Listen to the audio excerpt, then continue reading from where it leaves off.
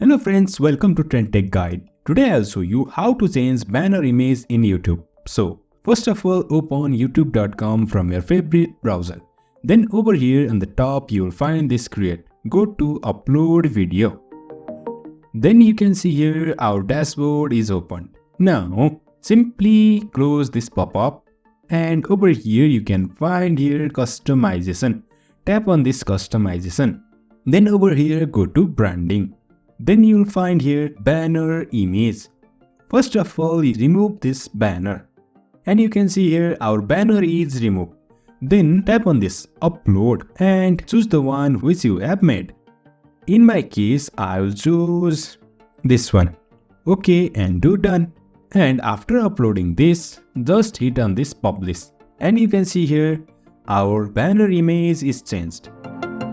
In this way, we can change banner image on YouTube.